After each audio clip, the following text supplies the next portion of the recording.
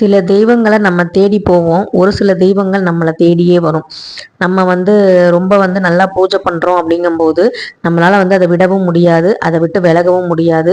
எல்லாமே அவங்க தான் அப்படின்னு நினைச்சிட்டோம் அப்படின்னா நமக்கு அவங்க மேல கோபம் கூட வராது. எவ்வளவு கஷ்டம் வந்தாலும் பக்தி அதிகரிக்குமே தவிர பக்தி குறையவே குறையாது. அப்படிதான் இந்த வீடியோ பதிவுல சில விஷயங்களை நான் பகிர்ந்துக்க போறேன். இது பாத்தீங்கன்னா நேத்து வியாழக்கிழமை வீடு வாசல்லாம் சுத்தம் பண்ணிட்டு பசுக்களுக்கெல்லாம் உணவெல்லாம் கொடுத்துட்டு கோமாதோட ஆசியோட சாயங்காலம் போல குபேர பூஜை செய்யணும், லக்ஷ்மி குபேர பூஜை செய்யணும்னு சொல்லிட்டு எல்லாமே ரெடி பண்ணியிருந்தேன். அதோட மட்டும் இல்லாம நம்ம வீட்டுக்கு புதுசா 2 கடவுள்கள் வந்திருக்காங்க. புதுசுன்னு சொல்ல முடியாது, அவங்களோட வடிவம் வேற. அதனால அவங்களுக்கு எப்படி நான் பூஜை பண்ணேன் அப்படிங்கிறது எல்லாத்தையும் சொல்றதுக்கு முன்னாடி இந்த வீடியோவை உங்களுக்கு கண்டிப்பா ரொம்ப பிடிக்கும், லைக் பண்ணிட்டு பாருங்க. அதே மாதிரி நம்ம சேனலும் உங்களுக்கு யூஸ்ஃபுல்லா தான் இருக்கும். சப்ஸ்கிரைப் பண்ணிட்டு நம்ம சேனலுக்கு சப்போர்ட் பண்ணுங்க.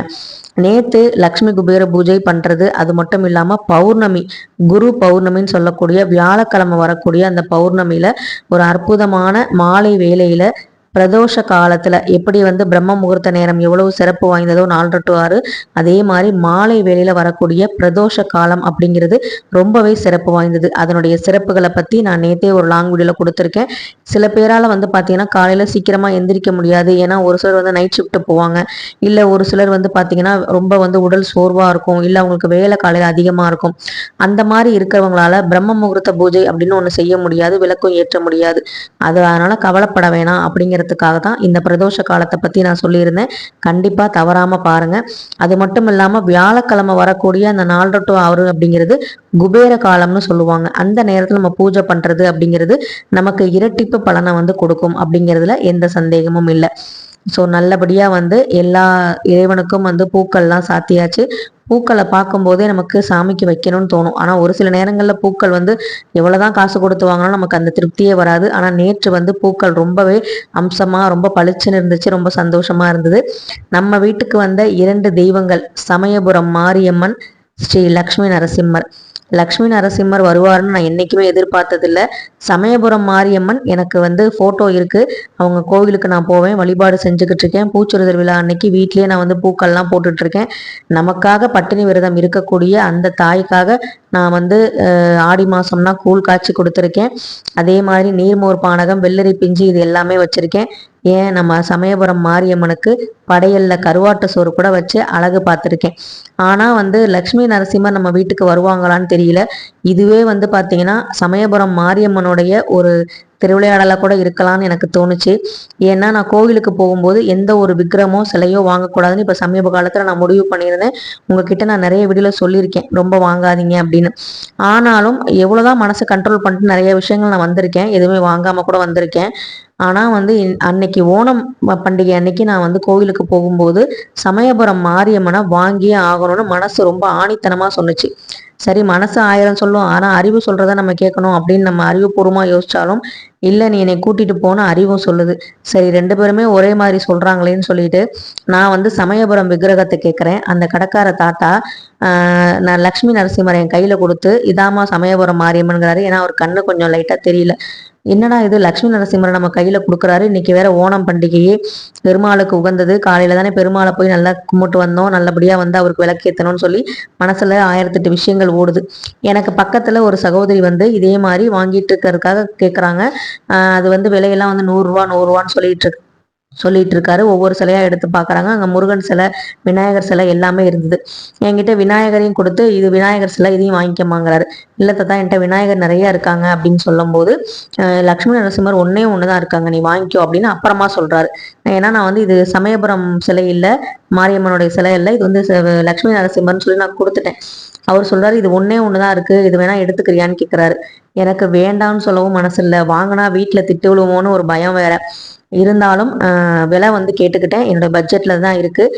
சரி, 200 ரூபாய்க்கு 2 சிலையும் வாங்கிக்கலாம் அப்படின்னு எனக்கு ஒரு ஆசை. ஏன்னா நம்ம வீட்டுல வாராகி அம்மனுக்கு அபிஷேகம் ஆராதனை பண்றோம், சிவலிங்கத்துக்கு பண்றோம், முருகனுக்கு அபிஷேகம் நடக்குது, எல்லாத்துக்கும் பண்றோம், விநாயகருக்கு பண்றோம். ஆனா நம்ம ஆதி காலத்துல இருந்து நம்ம பிறந்த வீட்டுல எங்க அப்பா கும்பிட்ட சாமி சமயபுரம் மாரியம்மன், அவங்களுக்கு நம்ம ஒரு விக்கிரகம் வாங்கி வைக்கணுமேன்னு ரொம்ப நாளா எனக்கு ஒரு ஆசை இருந்துச்சு மனசுல. அது வந்து நிறைவேறட்டுமேன்னு சொல்லிட்டு நான் வந்து வாங்கிட்டு வந்துட்டேன். இவங்களை கூட்டிட்டு வர நேரம் நமக்கு நல்லபடியான ஒரு இன்னும் நல்ல நம்ம வாழ்க்கை வந்து சிறப்பாக இருக்கும்னு நல்லபடியாக அந்த தாத்தாவும் வேண்டிட்டு தான் கொடுத்தாரு. அதே மாதிரி நானும் வேண்டிக்கிட்டு தான் வாங்கிட்டு வந்தேன். அப்படி வரும்போது நான் தனியாலாம் வரமாட்டேன், என் அண்ணனோடையும் அண்ணியோட தான் வருவேன்னு சொல்லிட்டு அதான் வந்து பெருமாளுடைய அவதாரமான விஷ்ணுவோடைய அவதாரமான நரசிம்மரோட அவங்க லக்ஷ்மி தேவியோட சேர்த்து வந்தாங்க. நரசிம்மர் மட்டும் தனியாக வீட்டில் வைக்கக்கூடாது அப்படிங்கிறது எனக்கு அப்போ தெரியாது. அதுக்கப்புறம் லக்ஷ்மி நரசிம்மரா தான் வைக்கணுங்கிறது அதுக்கப்புறம் வந்து நான் படித்து தெரிஞ்சுக்கிட்டேன். அதை பார்க்கும்போது எனக்கு அவ்வளோ சந்தோஷமா இருந்தது. லக்ஷ்மி நரசிம்மர் வியாழக்கிழமை பௌர்ணமி அதுமா நான் வந்து அவருக்கு அபிஷேகம் ஆராதனைகள் பண்றேன் அப்படிங்கிறது என்னாலே நம்ப முடியல. ஏன்னா ஒரு அசுர குலத்துல பிறந்த அவருடைய மகனான பிரகலாதனுடைய பக்தியை வந்து மெச்சுற விதமா இருந்து ஒரு அருள்பாலிச்ச ஒரு அற்புதமான அவதாரம். கடவுள் தூணிலும் இருப்பார் துரும்பிலும் இருப்பார்னு காட்டக்கூடிய ஒரு அவதாரம் தான் நரசிம்ம அவதாரம். அவருடைய சாந்தத்தை கட்டுப்படுத்துற விதமா லக்ஷ்மி தாயார் மடியில் அமர்ந்திருப்பாங்க. இந்த மாதிரி ஒரு விக்கிரகம் நம்ம வீட்டில் இருக்கும்போது மனசு ரொம்ப அமைதியா இருக்கும். மனசுல இருக்க தேவையற்ற சஞ்சலங்கள் விலகும். கணவனும் மனைவியுமா சேர்ந்து இருக்கக்கூடிய விக்கிரகங்கள் போட்டோக்கள்லாம் நம்ம வீட்டில் இருந்துச்சு அப்படின்னா நம்மளுடைய அந்த அந்யோன்யம் கணவன் மனைவிக்கு அந்த அன்பு வந்து அதிகரிக்கும்னு சொல்லுவாங்க. அது வந்து பார்த்தீங்கன்னா நேற்று அப்படியே நான் உணர்ந்தேங்க. இந்த பூஜை பண்ணும்போது மனசு ஃபுல்லாக நிறைவாக இருந்தது. எனக்கு ஆனந்த கண்ணீரே வந்துருச்சு. ரொம்ப சந்தோஷமா இருந்தது. அதுவும் அம்பாளுக்கு அபிஷேகம் அந்த குங்கும அபிஷேகம் பண்ணும்போது கண்ணில் இருந்து தண்ணியே வந்துருச்சு. எனக்கு ஏதோ அம்பாள் உள்ள நடமாடுற மாதிரி தான் எனக்கு ஃபீல் ஆச்சு. அவ்வளோ ஒரு அற்புதமான ஒரு நேரமாக இருந்தது.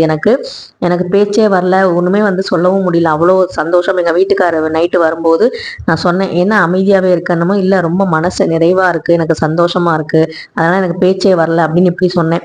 ஸோ ரொம்ப வந்து அவருமே வந்து சந்தோஷப்பட்டார். ஸோ அவங்களுக்கு வந்து முல்லைப்பூ வந்து சாத்திட்டு அழகாக வந்து தூப தீப ஆராதனை எல்லாமே காமிச்சிட்டு அதே மாதிரி உப்பு தீபமும் வந்து ஏற்றிட்டு லக்ஷ்மி குபேரருக்கு நம்ம வந்து பூஜை பண்ணுறதுக்கு சில்லறை அர்ச்சனையெல்லாம் பண்ணுவோம் இல்லையா, அதுக்கும் வந்து எல்லாமே எடுத்து வச்சுட்டேன். நேற்று வந்து அர்ச்சனை வந்து பார்த்தீங்கன்னா ரொம்ப சூப்பராக பண்ணியிருந்தேன். அது என்னென்ன அர்ச்சனைங்கிறதையும் நான் சொல்லிடுறேன். ஃபர்ஸ்ட் வந்து பார்த்தீங்கன்னா வேப்பிலைக்காரிக்கு வந்து வேப்பிலையால் அர்ச்சனை பண்ணணும். அதுக்கு முன்னாடி ஆதியும் அந்தமுமான சிவபெருமான் இருக்கும்போது நம்ம வந்து ஆதி சக்தியான அவங்களும் சக்தியும் சிவமும் ஒன்று தான். இருந்தாலும் சக்திக்கே வந்து பார்த்தீங்கன்னா முதல்ல சிவனுக்கு மரியாதை கொடுத்தாதானே அவங்களுக்கு சந்தோஷமா இருக்கும். அப்படிங்கிறதுனால முதல்ல வந்து பார்த்தீங்கன்னா விநாயகருக்கு வெள்ளருக்கு சாத்திட்டு சிவலிங்கத்துக்கு அண்ணாமலையார் நினச்சி அபிஷேகம்லாம் பண்ணிட்டு ஓமத்தேங்காய் தீபமும் ஏற்றிட்டு அவங்களுக்கு வில்வத்தால் வந்து பார்த்திங்கன்னா விநாயகருக்கும் சிவபெருமானுக்கும் வந்து அர்ச்சனை பண்ணியிருந்தேன். வில்வத்தால் அர்ச்சனை பண்ணுறது ரொம்ப ரொம்ப சிறப்பு வாய்ந்தது. அதுவும் பௌர்ணமி இந்த நல்ல நாளில் நமக்கு வந்து கிரிவலம் போக முடியாட்டியும் இங்கேருந்தே அண்ணாமலையார் நல்லபடியாக நான் வந்து வழிபாடு செஞ்சுட்டேன். இங்கேருந்தே எனக்கு வந்து அண்ணாமலையோட தரிசனம் வந்து அந்த ஜோதியில் எனக்கு தெரிஞ்சதுன்னு நான் நம்புகிறேன். நான் முழுசாக வந்து நம்புகிறேன். வீட்டில் வந்து சாமி கும்பிடும் போது இந்த நிறைவு வெளியே போனால் கூட நமக்கு கிடைக்குமாங்கிறது ரொம்ப சந்தேகம்தான். அதே மாதிரி செவ்வரளி மலரால் சமயபுரம் மாரியம்மன் ஃபோட்டோவுக்கு அர்ச்சனை பண்ணிட்டு இந்த விக்கிரகத்துக்கு வந்து பார்த்தீங்கன்னா எனக்கு ரொம்ப பிடிச்ச அர்ச்சனை அம்பாளுக்கு வேப்பிலை அர்ச்சனை. வேப்பிலையெல்லாம் வந்து பறிச்சுட்டு வந்துட்டேன். அதெல்லாம் பறிச்சுட்டு வந்து அழகாக வந்து அம்பாளுக்கு அர்ச்சனை பண்ணும்போது அம்பாள் ரொம்ப சந்தோஷப்பட்ட மாதிரி எனக்குள்ள தோணுச்சு. ஏன்னா என் மனசு ஃபுல்லாகவே சந்தோஷமா இருக்குல்ல, நம்ம மனசு தானே கடவுள், நம்ம மனசு சந்தோஷமா இருந்தால் அவங்களும் சந்தோஷமா தான் இருக்காங்கன்னு என் மனசு சொல்லிக்கிட்டே இருந்து அதுவும் அந்த விக்கிரகத்தை பார்த்துக்கிட்டே இருந்தேன். நம்ம வீட்டில் வந்து ரொம்ப வந்து திருஷ்டி படமோ சாமிக்கு அப்படிங்கிற மாதிரி எனக்கு ஒரு இதாகவே இருந்துச்சு. அதே மாதிரி லக்ஷ்மி நரசிம்மருக்கும் வந்து பார்த்தீங்கன்னா செவ்வந்தி மலர்களால் வந்து பார்த்தீங்கன்னா அர்ச்சனை வந்து பண்ணியிருந்தேன். ஸோ ரொம்பவே வந்து அந்த லக்ஷ்மி தேவியோட ஆசையோட லக்ஷ்மி குபேர பூஜை கரெக்டாக வந்து சில்லறை அர்ச்சனை வந்து பண்ணிட்டேன். ஓம் ஸ்ரீ லக்ஷ்மி குபேராய நமக இந்த மந்திரத்தை நான் சொல்லி பண்ணுவேன்.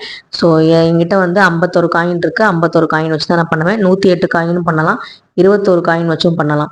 ஸோ அடுத்தது வந்து பார்த்தீங்கன்னா இந்த அர்ச்சனையெல்லாம் பண்ணிட்டு லக்ஷ்மி குபேர பூஜையெல்லாம் முடிச்சதுக்கு அப்புறமா அம்பாளுக்கு வந்து குங்கும அர்ச்சனையும் சிவபெருமானுக்கு விபூதி அர்ச்சனையும் அதே மாதிரி லக்ஷ்மி நரசிம்மருக்கு மஞ்சள் அர்ச்சனையும் பண்ணியிருந்தேன். அதுவுமே எனக்கு ரொம்ப ரொம்ப சந்தோஷமா இருந்துச்சு. வெத்தலை வந்து வரலட்சுமி பூஜை அப்போ வாங்கினது ரொம்ப பத்திரமா வந்து ஒரு டப்பால போட்டு நீட்டாக வந்து எடுத்து வச்சிருந்தேன். அதனால வெத்தலை வாடவே இல்லை. அந்த வெத்தலை வந்து வீணாக்கவும் மனசு இல்லை. அதனால அந்த வெத்தலையை வச்சு நான் வந்து இப்போ வெற்றிலை தீபம் போடுறது அந்த மாதிரி விஷயங்கள்லாம் நான் வந்து பண்ணிட்டு இருக்கேன். ஸோ குங்கும அர்ச்சனை வந்து பண்ணும்போது வெத்தலை வந்து நடுவில் வந்து வச்சுக்க சொல்லுவாங்க, அதில் வந்து அர்ச்சனை பண்ண சொல்லுவாங்க. அந்த ஞாபகம் வந்துச்சு. அதனால வந்து 3 பேருக்குமே உரிய அந்த பொருளால் வந்து அர்ச்சனை பண்ணேன். பெருமாள் கோயிலுக்கு போகும்போது விபூதியோ குங்குமமோ கொடுக்கறத விட மஞ்சள் கொடுப்பாங்க. ஸோ அந்த மஞ்சள் அப்படிங்கிறது அதுவும் வியாழக்கிழமை மஞ்சளால் வந்து லக்ஷ்மி நரசிம்மருக்கு அர்ச்சனை பண்ணது எனக்கு ரொம்ப சந்தோஷமா இருந்தது. சமயபுரம் மாரியம்மன்னாலே அங்கே பிரசாதமாக விபூதி தான் கொடுப்பாங்க. இருந்தாலும் அம்பாளுக்கு ரொம்ப பிடிச்சது குங்குமம் தான் இல்லையா? அதனால் குங்குமத்தால் அர்ச்சனை பண்ணிட்டு அண்ணாமலையார் நினச்சி நல்லபடியாக ஒரு பசு சாணத்தில் செஞ்சு சுத்தமான விபூதியால் அர்ச்சனை வந்து பண்ணியிருந்தேன். மங்களன் மங்கள் போயிருக்கும் போது வாங்கியிருந்தது. ரொம்ப வந்து நல்லா இருந்தது. இது பார்த்துட்டு விபூதியான்னு கேட்டான். ஏன்னா அதெல்லாம் வந்து வெள்ளை கலரில் ரொம்ப பவுடர் மாதிரி தானே இப்போ விபூதியெல்லாம் வருது. இது ரொம்ப வந்து சாம்பல் நேரத்தில் இருக்கும். இது விபூதியான்னு சொல்லி என் பையன் கேட்டான். அப்படி வந்து இருந்தது. வீடே வந்து பார்த்தீங்கன்னா ரொம்ப வந்து நிறைவாக ஒரு பாசிட்டிவ் எனர்ஜியோட அந்த சாம்பிராணி நாயகி சாம்பிராணி புகையை நல்லா சுவாசிச்சுட்டு சந்தோஷமா ஜம்முன்னு நம்ம வீட்டில் பூஜை அறையில் உட்காந்துருக்காங்க. இனிமேல் நமக்கு எந்த கவலையுமே இல்லை, எல்லாமே அவங்க பார்த்துக்குவாங்க அப்படின்னு சொல்லிட்டு ரொம்ப சந்தோஷமா இருந்துச்சு. ஆடி மாதம் நான் பண்ண அத்தனை பூஜைக்கான பலன் ஆவணி மாதத்தில் அந்த அம்பாலே நம்ம வீட்டுக்கு வந்துட்டாங்க. அப்படிதான் நான் நினைக்கிறேன். ஸோ லக்ஷ்மி குபேர பூஜை பண்ணும்போதே நமக்கு வரலட்சுமி பூஜை தான் நினப்பு வருது. ஏன்னா வியாழக்கிழமை நம்ம வந்து அழைக்குவோம். அதே மாதிரி வியாழக்கிழமை லக்ஷ்மி குபேர பூஜை செய்கிறோம். வெள்ளிக்கிழமை காலையிலையும் வழிபாடு செய்கிறோம். சுக்கர நேரத்துலையும் வழிபாடு செய்கிறோம். அது வந்து பார்த்திங்கன்னா நம்ம மகாலட்சுமி தேவிக்கு தான் வழிபாடு செய்வோம். அதே மாதிரி சனிக்கிழமை வந்து பார்த்திங்கன்னா நல்லபடியாக வந்து பூஜையில் இருக்க பொருட்கள்லாம் எடுத்துட்டு ஒரே ஒரு விளக்கு ஏற்றுவேன். இதுவே வந்து பார்த்திங்கன்னா எனக்கு வாரம் வாரம் வரலட்சுமி பூஜை மாதிரி தான் இருக்குது. அந்த வரம் தரக்கூடிய லக்ஷ்மி தேவி நம்ம வீட்டில் என்றைக்குமே வாசம் செய்கிறாங்க அப்படிங்கிறதுல நம்மளுடைய மனசு சந்தோஷமாக இருக்கிறத வச்சே நமக்கு வந்து நிறைவாக இருக்கும். ரொம்ப வந்து பார்த்திங்கன்னா பூஜை ரூமே வந்து ஒரு கலையாக ஒரு அழகாக இருந்தாங்க. எப்படி இருக்காங்க அப்படின்னு கமெண்ட்டில் மறக்காமல் சொல்லுங்கள். ஸோ இந்த வீடியோ உங்களுக்கு கண்டிப்பாக ஏதாவது ஒரு வகையில் பயனுள்ளதாக இருந்துச்சு, இல்லை சந்தோஷத்தை கொடுத்துச்சு, மனசு நிறைவை கொடுத்துச்சு அப்படின்னா கண்டிப்பாக வந்து லைக் பண்ணிவிட்டு ஷேர் பண்ணிவிட்டு சப்ஸ்கிரைப் பண்ணுங்கள். அது மட்டும் இல்லாமல் நிலா வந்து பார்த்திங்கன்னா மேகத்துக்குள்ளே ஒளிஞ்சு ஒளிஞ்சு விளையாடிக்கிட்டே இருந்தாங்க. சரி, நல்லபடியாக சந்திர பகவான் எப்போ முழுமையாக நமக்கு காட்சி தராரோ அப்போ நம்ம விளக்கேற்றிக்கலாம்னு சொல்லிட்டு அதுக்கு முன்னாடி இந்த பூஜையெல்லாம் முடிச்சுட்டு மனது நிறைவோடு நல்லபடியாக வந்து நான் வேண்டிக்கிட்டு கொஞ்ச நேரம் அமைதியாக இருந்தேன். அதுக்கப்புறம் போய் பார்த்தேன் நிலா வந்துருச்சா இல்லையான்னு. திரும்பவும் கண்ணாம்பூச்சி ஆடிக்கிட்டே தான் இருந்தாங்க. ஒரு 7:30 மணி போல தான் சந்திரன் வந்து நல்லபடியாக தெரிஞ்சாங்க. அவங்கள்ட்ட போய் நல்லபடியாக தண்ணீர் வழிபாடுங்கிறது நான் ஏற்கனவே செஞ்சுருக்கேன், நிறைய தடவை சொல்லியிருக்கேன். அந்த தண்ணீர் வழிபாடை வச்சு நல்லபடியாக வந்து அவங்களுக்கு தூப தீப ஆராதனை காமிச்சு நிவேதனம்லாம் பண்ணிட்டு விளக்கு ஒளியில் நல்லபடியாக சந்திரனை வந்து வணங்கி ஓம் சந்திர மௌலீஸ்வராய நமக அப்படிங்கிற மந்திரத்தை சொல்லி நல்லபடியாக வந்து வேண்டிக்கிட்டேன். மனக்குழப்பங்கள், மன சஞ்சலங்கள், மன தெளிவு கொடுக்கக்கூடிய ஒரு அற்புதமான ஒரு கிரகம் அப்படின்னா சந்திரன் தான். அவங்க வெண்மை நிறத்தில் இருக்கிற மாதிரி நம்ம மனசும் வெண்மையாக இருக்கணும்னு சொல்லி நல்லபடியாக வேண்டிக்கிட்டு அவங்களுக்கு நிவேதனமாக பண்ணிட்டு நல்லபடியாக வேண்டிக்கிட்டேன். அதே மாதிரி அந்த தண்ணீர் பரிகாரம் சொல்லக்கூடிய அந்த பரிகாரத்தையும் செஞ்சுட்டு என்னுடைய காணிக்கையும் வந்து போட்டுட்டு நல்லபடியாக வந்து வச்சுட்டேன். ஸோ இதில் போடுற காசை வந்து நான் என்ன பண்ணுவேன் அப்படின்னா சிவன் கோயிலுக்கு போகும்போது அதில் வந்து உண்டியலில் வந்து போட்டுருவேன். 3 1 ரூபாய் நாணயத்தை கண்ணாடி டம்ளர்லையோ இல்லை கண்ணாடி பாட்டிலையோ போட்டு நல்லபடியாக வந்து நம்ம வேண்டுதலை வந்து வைக்கணும். அந்த வேண்டுதல் நிறைவேறுற வரைக்கும் இதை வந்து செஞ்சுக்கிட்டே இருக்கலாம். குலதெய்வத்தையும் மனசார வந்து நினச்சிக்கோங்க. பௌர்ணமி தினத்தில் அம்பிகை வழிபாடு, நமச்சிவாயன் வழிபாடு, சந்திரன் வழிபாடு, குலதெய்வ வழிபாடு, அதோடு சேர்த்து லக்ஷ்மி குபேர பூஜையும் ரொம்ப சிறப்பாக வந்து வியாழக்கிழமை வந்து பண்ணியாச்சு. இந்த வெள்ளிக்கிழமையில நீங்கள் இது எல்லாமே பார்த்தீங்க அப்படின்னா ரொம்ப சந்தோஷப்படுவீங்கன்னு தான் உங்ககிட்ட இந்த வீடியோவை நீ காமிச்சிருக்கேன். இன்னைக்கு செஞ்ச வீடியோ, இன்னைக்கு நான் எடுத்த வீடியோ நாளைக்கு உங்களுக்கு வரும். இந்த வீடியோ உங்களுக்கு பிடிச்சிருந்தா லைக் பண்ணுங்கள். நன்றி, வணக்கம்.